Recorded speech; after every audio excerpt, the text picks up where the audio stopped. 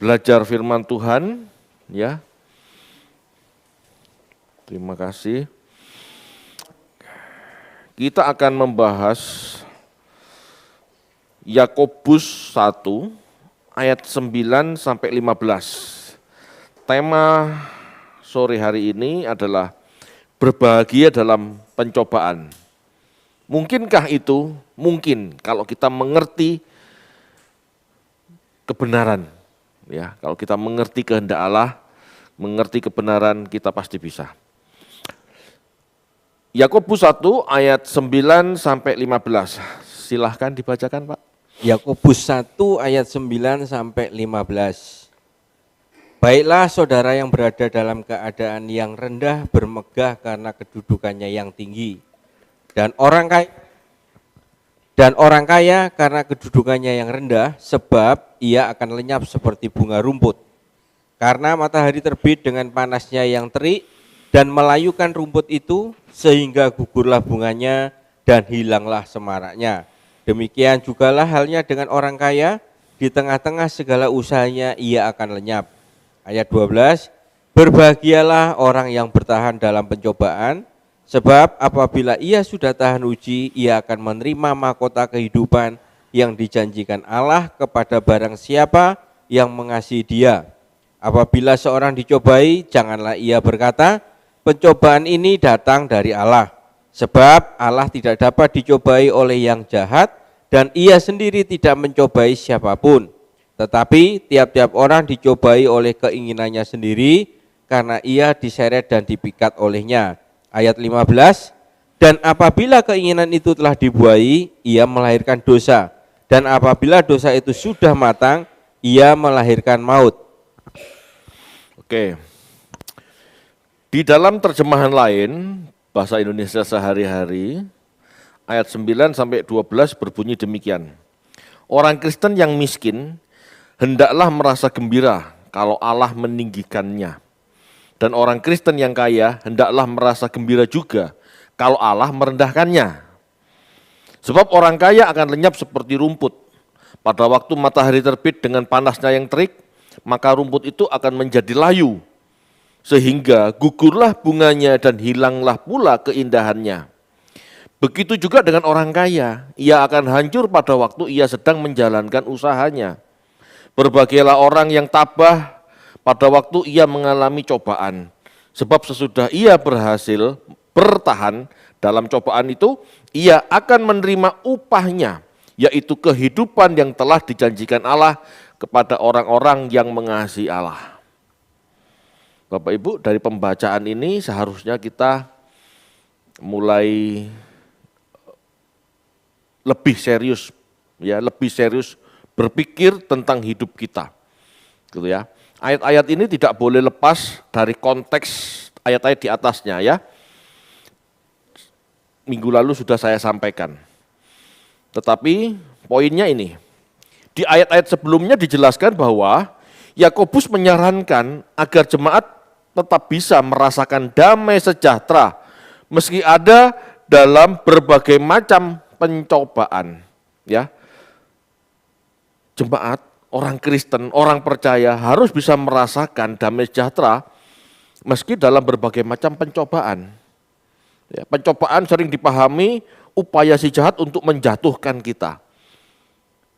Ya, caranya bagaimana? Kita harus melihat masalah yang ada sebagai cara Allah menaikkan level iman kita. Kita harus melihatnya dengan sudut pandang yang benar.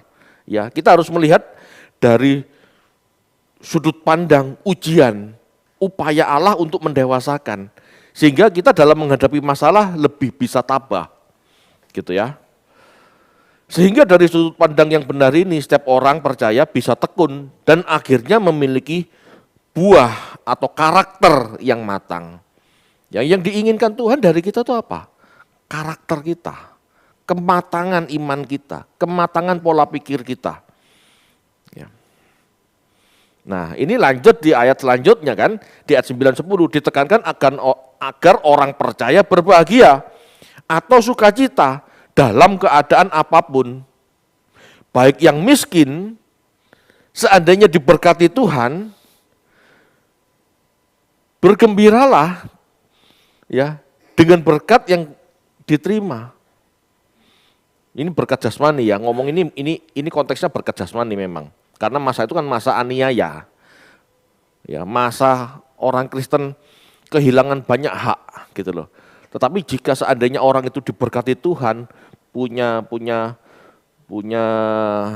kemampuan finansial, punya kemampuan keuangan, ya bersyukurlah. Tidak salah itu. Tetapi juga sebaliknya, kalau orang Kristen gitu ya, yang asal mulanya kaya, usahanya jalan, tiba-tiba jatuh, tiba-tiba bangkrut. Ya mengucap syukur juga. Karena kita harus melihatnya itu sebagai ujian. Orang miskin diberkati Tuhan, lihatlah ini sebagai ujian juga. Supaya kita tidak kepleset. Orang yang kaya yang diberkati tiba-tiba kalau mengalami masalah, aniaya, lalu perusahaannya harus tutup, usahanya harus terhenti, ya mengucap syukur juga, itu ujian dari Allah. Jangan sampai kita tersandung gara-gara masalah keuangan, materi, jangan. Gitu ya. Baik yang miskin jika diberkati secara keuangan maupun yang kaya jika dikondisikan, ya jika dikondisinkan, diizinkan mengalami kerugian atau kehilangan harta, si kaya tidak boleh terikat dengan kekayaan yang fana itu. Harus bisa mengucap syukur, ini ujian. Tidak boleh merasa gundah gulana karena hartanya pergi, tidak boleh. Di sini Yakobus mengingatkan, hidup kita ini fana. Ya, Yakobus menjelaskan semua keindahan padang rumput dengan bunganya sewaktu-waktu bermekaran juga bisa dalam sekejap kering kena sinar matahari. Ya. Hidup kita 70 tahun Bapak Ibu, itu seperti bunga rumput di padang.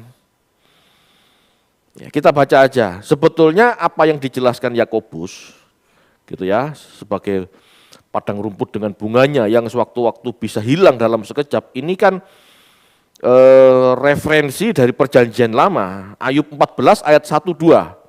Silakan. Ayub 14 ayat 1-2. Ayub 14 ayat 1 dan 2. Manusia yang lahir dari perempuan, singkat umurnya dan penuh kegelisahan. Seperti bunga ia berkembang, lalu layu seperti bayang-bayang ia hilang lenyap dan tidak dapat bertahan. Oke, kita baca lagi referensi berikutnya. Yesaya 40 ayat 6-7. Yesaya 40 ayat 6 dan 7. Ada suara yang berkata, berserulah, jawabku, apakah yang harus kuserukan? Seluruh umat manusia adalah seperti rumput dan semua semaraknya seperti bunga di padang. Rumput menjadi kering, bunga menjadi layu. Apabila Tuhan menghembusnya dengan nafasnya, sesungguhnya lah bangsa itu seperti rumput. Ya, Bapak Ibu, hidup manusia ini rentan. Tuhan bisa mengkondisikan seseorang penuh dengan kelimpahan, tapi Tuhan juga bisa mengkondisikan manusia dengan tidak punya apa-apa. Bisa. Ya, bisa. Apalagi itu anak Tuhan. Anak Allah maksudnya ya, orang percaya.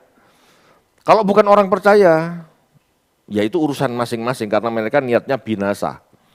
Tetapi kalau orang percaya, langkahnya ditetapkan oleh Tuhan. Ditetapkan Tuhan itu bukan berarti dipredestinasi, tidak. Tetapi Tuhan punya maksud atas orang itu supaya dia kembali ke rumah Bapa dengan baik gitu ya. Sehingga dalam hidup seseorang percaya pasti Tuhan turut campur tangan. Jangan sampai jiwanya hilang, jangan sampai jiwanya terhilang gitu ya. Jangan sampai langkahnya salah. Itu sebabnya Tuhan paling ahli mengkondisikan kita demi keselamatan jiwa kita. Nah, di sini orang percaya harus melihatnya sebagai ujian. Harus melihatnya sebagai ujian. Di Yakobus 12, ya, di Yakobus di ayat 12, ya, di ayat Yakobus 1 ayat 12, mendorong setiap orang percaya, ya, Yakobus mendorong setiap orang percaya untuk bertahan dalam pencobaan. Memang enggak enak pencobaan itu Bapak Ibu. Ya. Sebab kalau kita bertahan dalam pencobaan, hasil ketekunan dari ujian adalah upah. Orang percaya Bapak Ibu tidak bisa hidup sesuka sendiri. Tuhan ini aku milikmu. Begitu ngomong aku milikmu, Tuhan campur tangan. Tuhan campur tangan itu bukan selalu membela dan selalu kaya, tidak seperti itu. Tuhan campur tangan itu, Tuhan selalu mengkondisikan supaya jiwa kita itu baik-baik saja. Jangan sampai terhilang. Itu sebabnya gitu ya, karena dia tahu kondisi jiwa kita, memungkinkan bagi kita orang percaya, sewaktu-waktu habis materinya, kelimpahan berkat jasmaninya, atau sewaktu-waktu Tuhan pulihkan, itu bisa. Kenapa? Tuhan lagi mengkondisikan, supaya kita memiliki jiwa yang tetap baik-baik saja, tetap sehat. Itu ujian Bapak Ibu. Ya. Nah, kalau kita mengalami ujian seperti ini dan bertahan sampai pada akhirnya, ya kita sampai ke rumah Bapa. Upahnya kehidupan kekal yang dijanjikan oleh Allah. Orang percaya saat itu, kebanyakan Yahudi juga percaya kebangkitan kan. Jika kebahagiaan orang percaya, orang benar tidak didapat di dunia ini, maka pengharapan akan tetap ada saat kita memperoleh kebangkitan di akhir zaman. Itu pola pikir yang umum. Jadi iman kita tuh sebetulnya kenapa? Ikut gitu ya. Ikut atau sama atau warisan dari mereka, orang-orang percaya, orang-orang yang belajar kebenaran di masa lalu, di zamannya Tuhan Yesus, di zamannya Rasul Paulus. Kita baca yuk, 1 Korintus 9 ayat 25.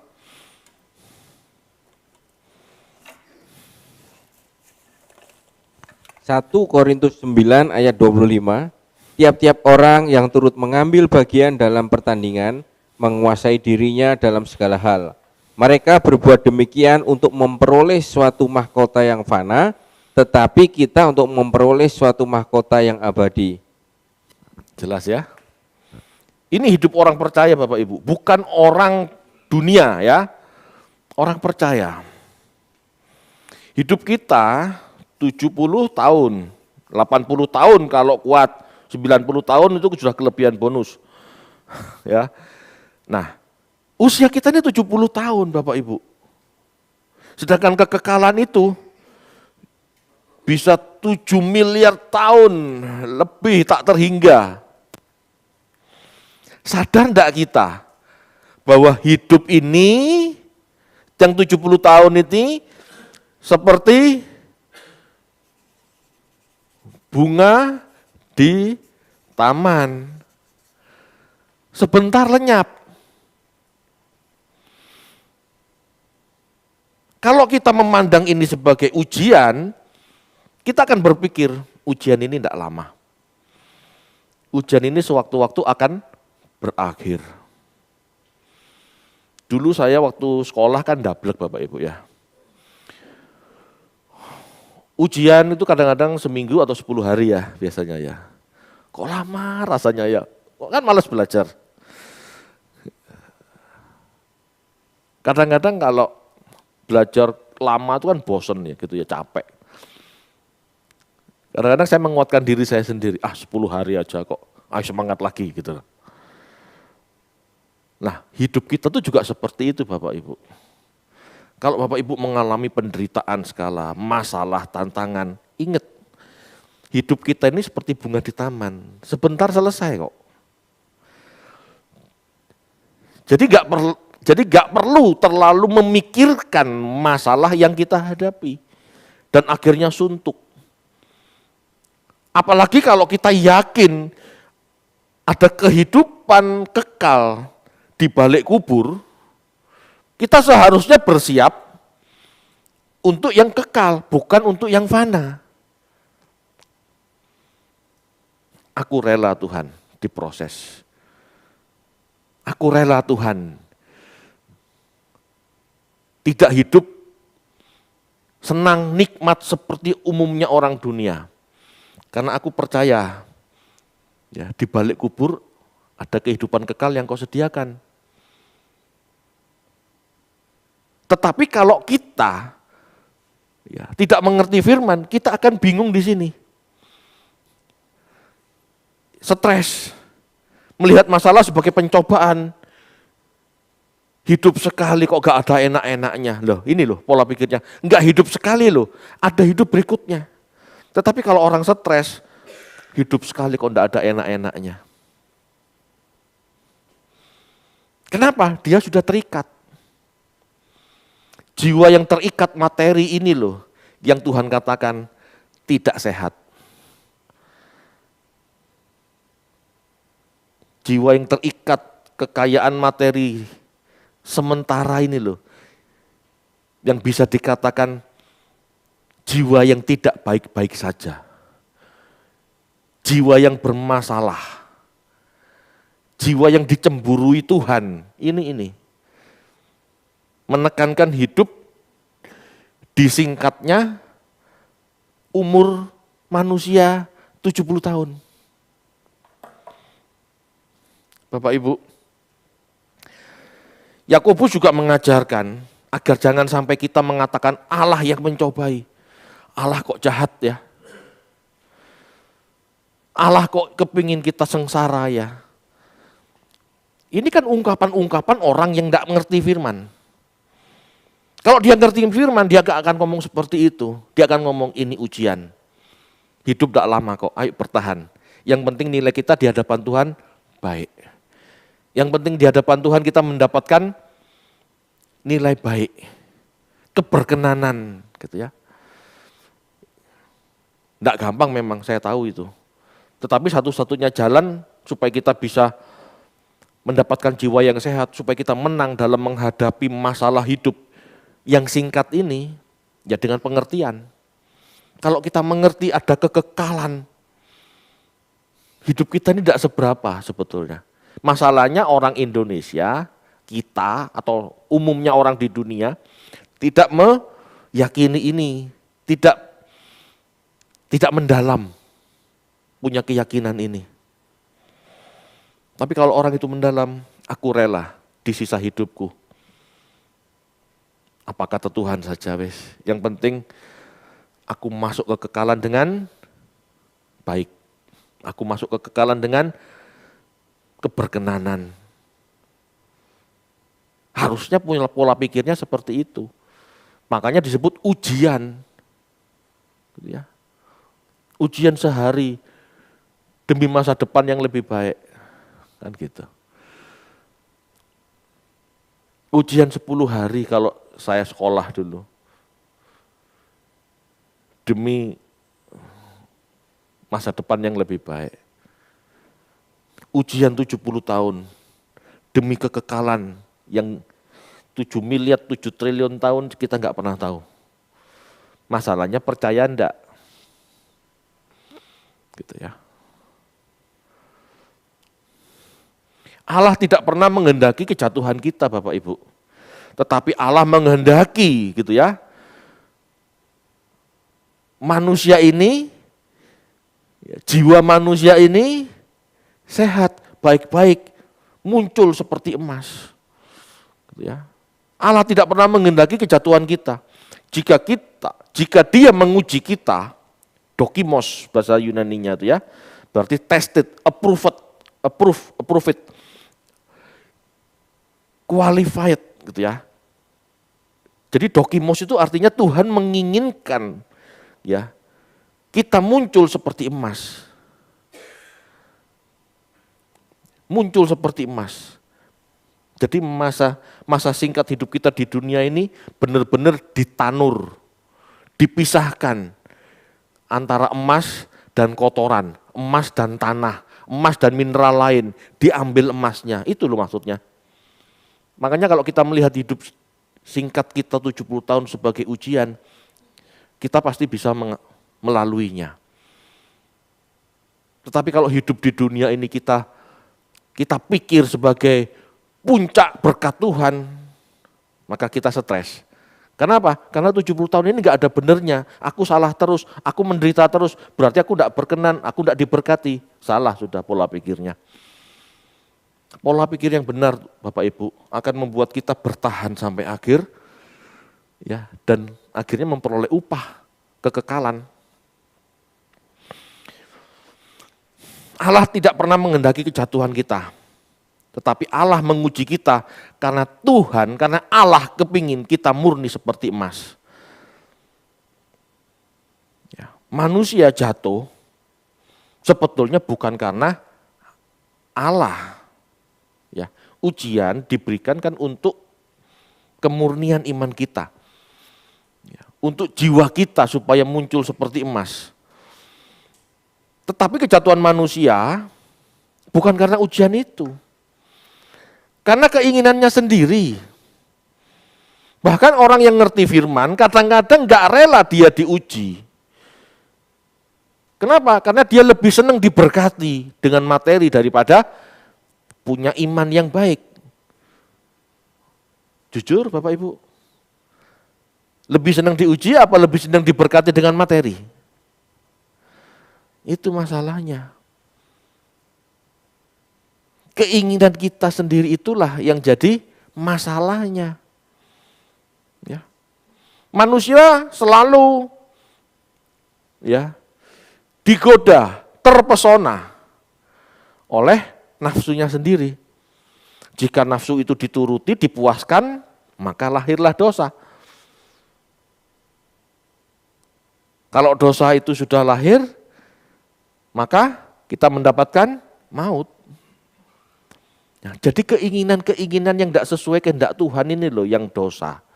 Tuhan ingin kita muncul seperti emas murni, tapi kita kepingin emas batangan. Tuhan ingin jiwa kita tuh sehat, tapi kita kepingin finansial kita sehat.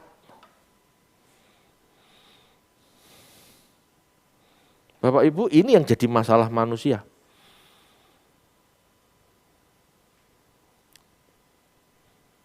Wah, Yakobus kok nek ngomong gampang, Pak. Apa dia bisa membuktikan? Oh, dia terbukti Bapak Ibu. Ya, tidak ada alasan untuk melakukan ajaran Yakobus. Ya, tidak ada alasan. Dulu surat ini kan hampir dibuang. Ya. Dulu surat Yakobus ini hampir dibuang, hampir diminggirkan dari kitab suci Protestan, gitu ya. Tetapi Yakobus terbukti ajarannya benar. Yakobus menghidupi ajarannya sendiri, bahkan seperti yang Yesus ajarkan. Yakobus ini kan asalnya tidak percaya Bapak Ibu pada apa yang Tuhan Yesus ajarkan. Namun akhirnya percaya. Bahkan menyatakan dirinya sebagai hamba dari adiknya. Dia benar-benar mengosongkan diri. Ya kita baca aja Yakobus. Yakobus 1 ayat 1. Yakobus ini kan kakaknya Tuhan Yesus, yang awalnya tidak percaya sama adiknya. Tetapi pada akhirnya dia percaya. Yakobus 1 ayat 1, salam dari Yakobus hamba Allah dan Tuhan Yesus Kristus kepada kedua belas suku di perantauan. Ya, hamba Tuhan Yesus, hamba adiknya. Jadi di dalam hal ini Yakobus benar-benar tidak ada gengsi-gengsi. Dia tahu adiknya bangkit dan naik ke sorga. Dia tahu ini utusan Allah. Dia berani ngakui adiknya sebagai tuannya, majikannya. Ya. Kemudian oleh Paulus gitu ya, Yakobus ini disebut sebagai soko guru jemaat. Soko guru, penopang gereja. ajarannya itu kokoh untuk menguatkan gereja. Ini Paulus loh yang ngomong. Kalau Paulus sendiri mengakui Yakobus adalah soko guru jemaat, masuk kita tidak mau dengar. Tapi ini kebenaran. Yakobus pantas untuk mengajar kebenaran di antara orang percaya. Kerendahan hatinya mengakui Yesus adiknya sebagai Tuhan bukan hal sepele. Sebagai kakak, orang Yahudi itu sangat menghormati senioritas. Sebelum Abraham ada, aku ada. Pada saat Tuhan Yesus ngomong gitu, dia hampir dilempari. Kenapa? Lah dia lebih tua, kamu kok kurang ajar. Dia lebih terhormat, dia lebih mulia. Orang Yahudi itu sangat menghormati yang lebih tua. Senioritas itu dijunjung tinggi. Ya, tetapi bagi Yakobus adiknya ini Tuhan. Adiknya ini Tuhan, gitu ya. Sangat menghormati gitu ya. Jadi tidak ada alasan mengabaikan surat Yakobus, gitu ya. Bahkan sampai pada kematiannya Yakobus dilempar keluar dari bait Allah. Matinya Yakobus itu dia dilempar keluar dari bait Allah. Bait Allah di saat itu bukan seperti ini ya, pintu lalu halaman dilempar mati, bukan. Dilempar dari bait Allah tuh dilempar dari pagarnya bait Allah yang tinggi itu loh. Dilempar. Lalu dipukuli sampai mati. Dan pada saat Yakobus mati, dia berdoa, Bapa, ampunilah mereka karena mereka tidak tahu apa yang mereka berbuat. Sama seperti doanya Tuhan. Jadi dia juga kehilangan semua Bapak Ibu. Dia aslinya kan orang Yahudi, orang Farisi sebetulnya. Dia punya kedudukan di antara orang Farisi, dia dihormati. Bagaimana 70 tahun hidup kita Bapak Ibu? Dari orang kaya lalu jatuh miskin misalnya. Adakah kita menderita, aku dulu terhormat, sekarang tidak terhormat. Itu sakit jiwa kita. Dulu aku bisa begini, aku bisa begitu, sekarang tidak bisa. Sakit hati, itu sakitnya jiwa kita. Dulu bisa beli ini, dulu bisa beli itu, sekarang tidak bisa. Itu sakitnya jiwa kita. Masih tidak kita menikmati nafsu ini, nafsu itu? Bapak Ibu, setiap manusia memiliki gairah ya. Gairah itu dorongan baik. Ya, gairah itu dorongan. Dorongan baik maupun jahat itu gairah, gitu ya. Dorongan jahat disebut juga nafsu. Tidak semua dorongan jahat kan? Kalau dorongan jahat disebut nafsu. Tapi tidak semua dorongan jahat kan? Ada dorongan baik. Gairah belajar misalnya, itu kan dorongan yang baik, mosok salah. Gairah hidup kudus, lah mosok salah kan enggak, itu kan baik. Tetapi ada gairah yang negatif atau gairah yang jahat, ini disebut nafsu. Epitumias, desire, lust gitu ya. Kita harus bisa mengendalikan nafsu yang jahat ini. Atau kita buang. Kendalikan atau buang Pak? Dua-duanya. Karena enggak semua nafsu bisa kita buang. Contohnya, nafsu seks. Bisa dibuang? Enggak bisa. Selama manusia itu, kalau cowok ya, selama manusia itu punya hormon testosteron, ya nafsu seksnya masih ada. Kecuali dikebiri. Itu hormon testosteronnya hilang, mungkin Anda tidak ada nafsu lagi sudah. Iya kan? Hormon testosteron memang Tuhan ciptakan supaya manusia bisa bermultiplikasi, bereproduksi, punya anak. Kalau enggak punya nafsu, enggak akan menikah kan? Ini harus kita kendalikan. Nafsu makan, itu dari Tuhan, enggak bisa dibuang. Lihat dibuang kalau enggak makan ya mati. Ini harus dikendalikan. Tetapi ada nafsu-nafsu yang Tuhan tidak taruh. Ini harus dibuang. Nafsu-nafsu yang Tuhan tidak taruh ini harus dibuang. Nafsu ingin kaya. Ini harus dibuang. Tuhan enggak pernah merancang manusia itu kaya. Kekayaan itu hanya sarana. Berapa jumlahnya, sedikit atau banyak, itu relatif. Itu sesuai kebutuhan. Makanya nafsu kaya, gitu ya, hedon, itu sebetulnya tidak Tuhan ciptakan, itu harus dibuang. Kalau manusia sudah kejangkitan penyakit hedon ini, materialisme ini, menyenangkan diri sendiri ini, nah ini yang jiwanya tidak sehat, selalu merasa kurang. Selalu tidak baik-baik dalam hidupnya jika ada yang kurang. Ini harus dieliminasi Bapak Ibu, tidak gampang. Menerima kondisi ini tidak gampang, tapi itu yang harus dieliminasi, harus dihapuskan. Ya. Di luar apa yang Tuhan ciptakan, seharusnya kita eliminasi. Nafsu ingin kaya, harus kita eliminasi. Bukan tidak boleh kerja keras ya, silahkan kerja keras, harus maksimal. Tuhan berkati berapapun, kita belajar mengucap syukur, itu yang benar. Ternyata berlimpah-limpah, jadi kaya, sangat kaya, ya puji Tuhan bisa mendukung pekerjaan Tuhan, tidak ada masalah. Yang jadi masalah ingin kayanya, bukan kekayaannya, ingin kayanya. Dan merasa dipuaskan dengan nafsu itu, dipuaskan dengan kekayaan itu. Kalau tidak punya, ngeredek, bingung, gelisah, seolah-olah besok kiamat. Oh tidak, ini yang tidak benar, jiwa ini yang harus diperbaiki. Soal makan saja Tuhan kasih penjelasan gitu ya. Burung di udara Tuhan pelihara, apalagi manusia. Manusia yang penting makan ya sudah, sebetulnya tidak ada masalah.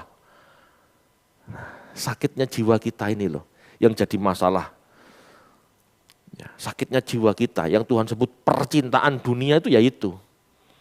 Tidak aman, tidak nyaman jika tidak memiliki sesuatu.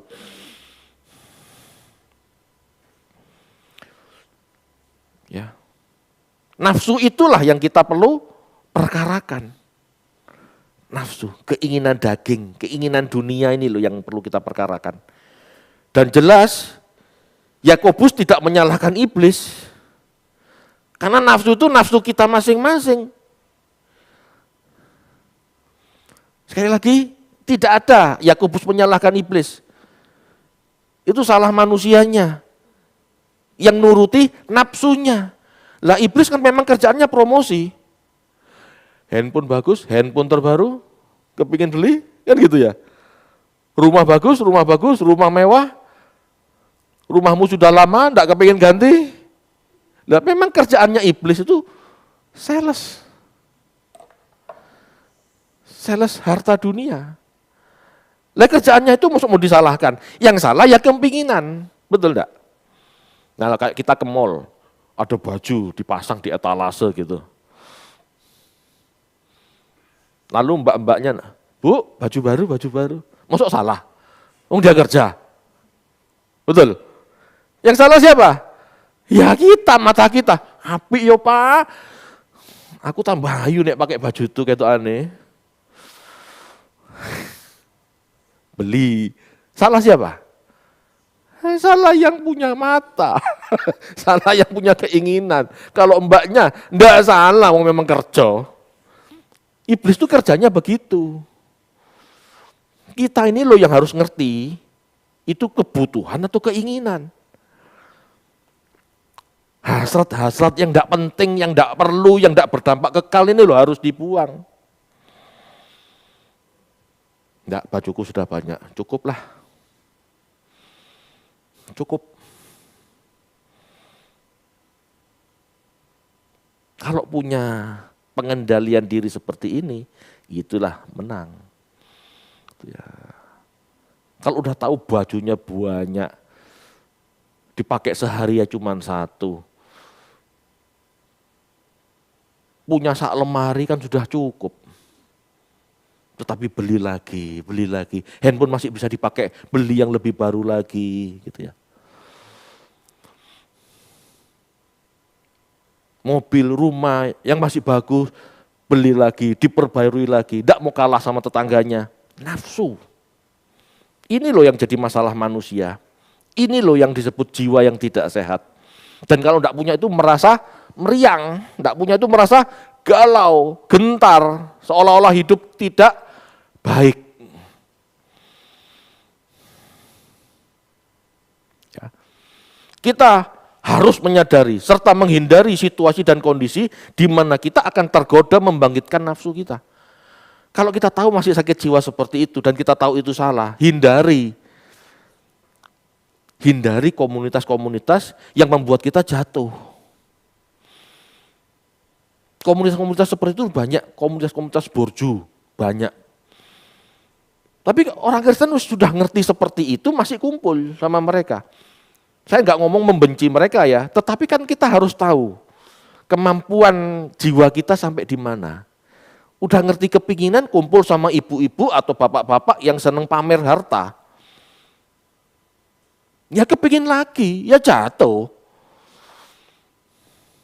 Jangankan jauh-jauh, suatu saat pernah ya, ini sudah lama, udah 3 tahun, 4 tahun bahkan mungkin ya, yang lalu. Saya ini sudah tidak kepinginan apa-apa Bu.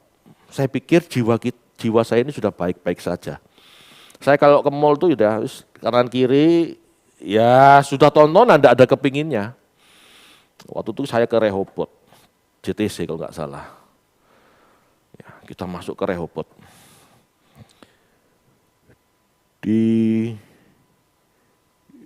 Di dalam perjumpaan dengan teman-teman itu, teman-teman sekeliling saya ngomong tentang nyekolahkan anak, ke sini, ke situ, ke sini, ke situ. Saya langsung jeglek kok Bapak Ibu. Waduh, jadi pendeta itu masuk iso nyekolahno anak. Langsung jeglek, langsung kekhawatiran dalam pikiran saya. Langsung saya merasa galau dalam hidup. Hati-hati, mata Anda, telinga Anda. Untungnya saya tahu firman, untungnya saya diingatkan lagi.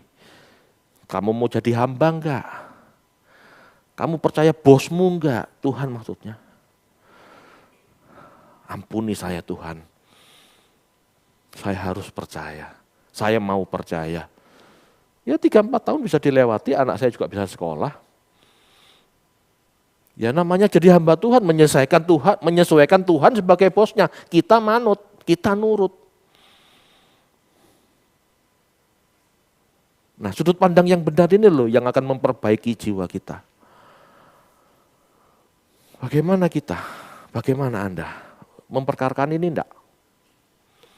Kalau masih goyah gitu ya, kok begini ya hidupku, kok bermasalah ya.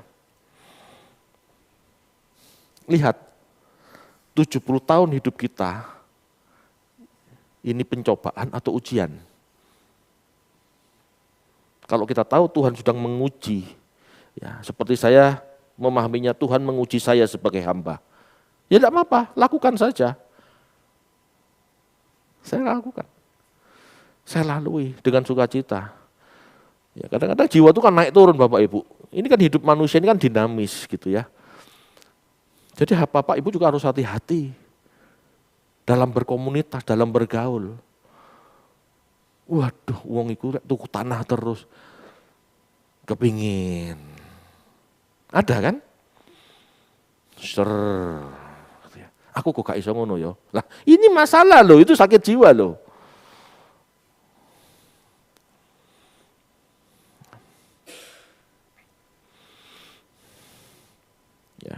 Contoh-contohnya di dalam surat Yakobus ini adalah materi atau kekayaan.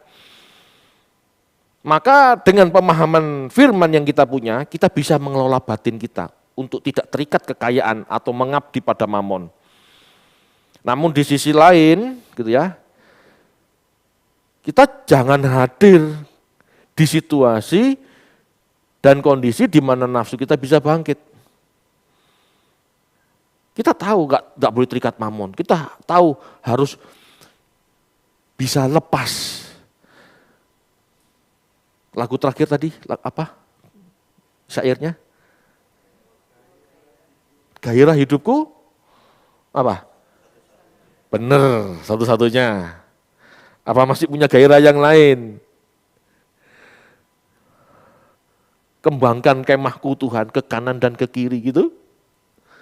Apa itu gairah Tuhan? Kita ngerti firman aja Bapak Ibu, begitu kumpul sama orang-orang yang punya gairah itu, gairah yang duniawi, kadang-kadang kita tertarik, ketarik.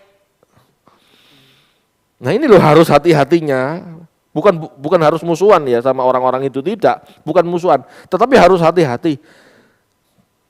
Kita kan harus tahu sakitnya jiwa kita, aku masih bermasalah di sini, ya jangan kumpul terlalu sering. Kumpul yang penting-penting saja, lalu cepat minggat. Supaya hati kita ini baik-baik saja. Kita sengaja kumpul dengan orang-orang borju. Nafsu ini bisa bangkit. Dan kita tergoda lagi, terpikat lagi. Dan terjebak dalam dosa lagi. Kalau kita mau berbahagia dalam pencobaan yang kita alami, dalam ujian yang kita alami, ya kita harus menjaga kondisi kita. Kita harus menjaga kondisi kejiwaan kita. Jangan buat stres sendiri. Lah kumpul orang-orang kayak gitu ya kita stres. Kamu lagi diuji Tuhan, mereka dijar-jarne sama Tuhan bahasa Jawanya, dibiar-biarin kok sama Tuhan. Lah sedangkan kita diproses Tuhan. Lah kamu kumpul dia, ya stres pasti. Ngerti maksudnya ya? Saya diet, kumpul sama orang enggak diet. Gimana? Ya stres pasti. Wayang-wayang makan, segone sak tumpuk, betutu, ayam pedes, sate. Aku diet. Aduh, gimana? Ngerti maksudnya? Ini kan cuma perumpamaan saja. Dalam hal lain juga gitu. Tuhan memproses kita, Tuhan menguji kita supaya kita muncul seperti emas. Mereka enggak diproses Tuhan, dibiar-biarin sama Tuhan. Loh, orang dunia kok. Orang dunia kan terserah orang dunia. Kalau anak Allah, terserah Allah. Itu masalahnya. Lalu kita kumpul, stres. Kalau kita ingin berbahagia dalam ujian yang kita alami, yang kita lalui, ya jangan mencobai diri sendiri dengan kumpul dengan orang-orang yang seperti itu. Bukan musuhan loh ya, sekali lagi. Ketemu untuk hal penting tidak masalah, tetapi jangan kumpul kongko. Akhirnya kita stres. Apa? Uripmu kok gak diberkati, Pak? Kamu tuh perlu pencabutan kutuk keturunan. Waduh, itu lagi. Padahal bukan. Lagi diproses untuk jadi lebih baik. Tetapi kalau kita kumpul orang-orang seperti itu selalu galau, selalu jatuh akhirnya. Sedih sendiri akhirnya. Ya. Jika batin kita masih terganggu dengan situasi dan kondisi materi yang kita punya, maka sesungguhnya hati kita masih terikat dengan percintaan dunia. Ini Yakobus 1. Dan kalau Bapak Ibu ingat, ayat Yakobus yang paling populer. Yakobus 4 ayat 4 sampai 5 itu ngomong masalah itu kan. Kita baca yuk, Yakobus 4 ayat 4 sampai 5. Yakobus 4 ayat 4 dan 5. Hei kamu orang-orang yang tidak setia, tidakkah kamu tahu bahwa persahabatan dengan dunia adalah permusuhan dengan Allah? Jadi barang siapa hendak menjadi sahabat dunia ini, ia menjadikan dirinya musuh Allah. Janganlah kamu menyangka bahwa kitab suci tanpa alasan berkata, roh yang ditempatkan Allah di dalam diri kita diingininya dengan cemburu. Persahabatan dengan dunia, percintaan dunia, menikmati gitu ya, materi-materi dunia. Itu permusuhan dengan Allah.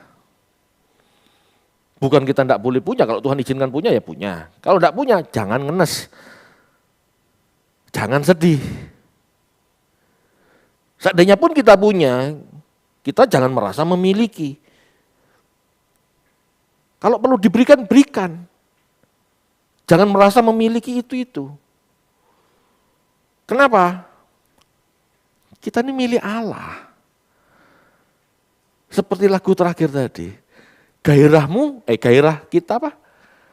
Gairah kita satu-satunya apa? Allah. Enggak boleh Allah plus dunia. Manusia tidak bisa mengabdi pada dua Tuhan, nggak boleh. Allah ya Allah saja. Berarti kalau gitu materi gimana Pak? Materi kalau kita butuhkan boleh, tidak kita butuhkan, tidak perlu punya. Bahkan kalau ada orang yang perlu, kasihkan.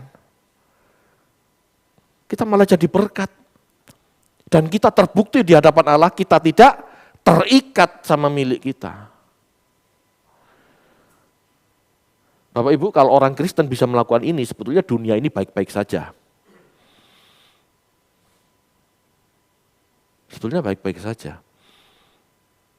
Asal orang Kristennya punya kesadaran itu. Ya. Tidak akan ada kerusuhan sosial. Orang Kristen, orang kaya, bakar, hancurkan gitu ya, kayak kerusuhan-kerusuhan yang ada itu. Nggak mungkin. Kenapa? Kita mau berbagi. Kita jadi berkat. Di hadapan Tuhan pun kita indah, iya ini anakku mencintai aku saja. Dia enggak terikat sama berkat yang kuberikan, tapi dia terikat sama aku saja. Loh, itu loh jiwa yang sehat.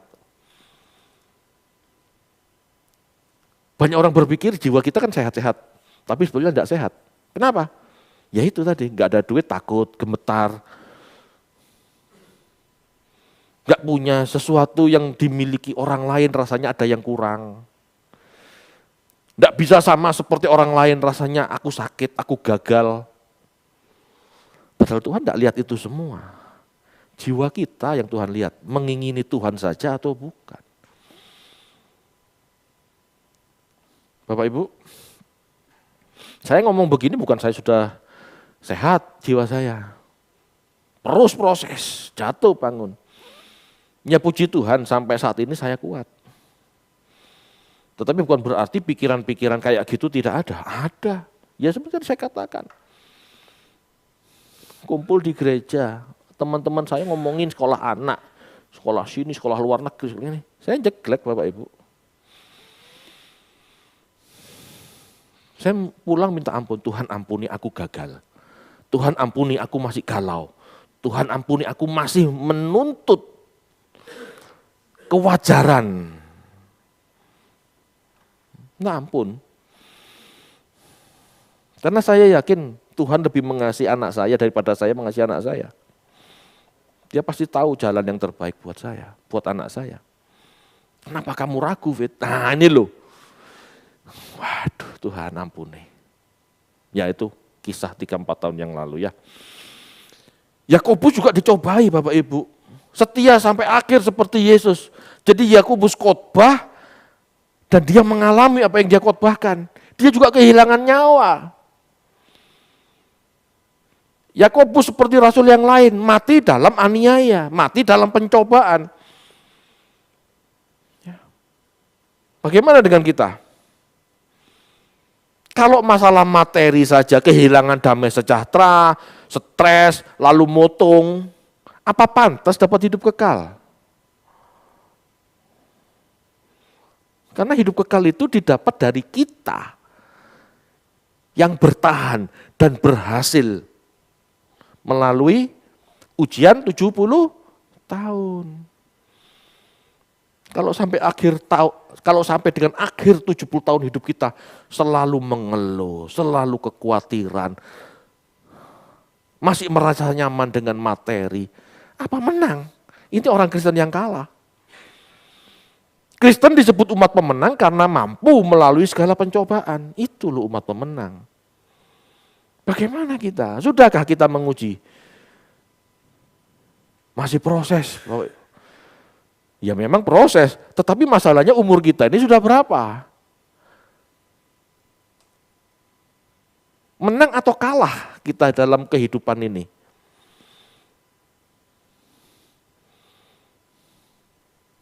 Ayo Bapak Ibu dievaluasi. Mau sampai kapan kekhawatiran terus? Mau sampai kapan merasa senang sama kekayaan dan materi? Ayo koreksi yuk.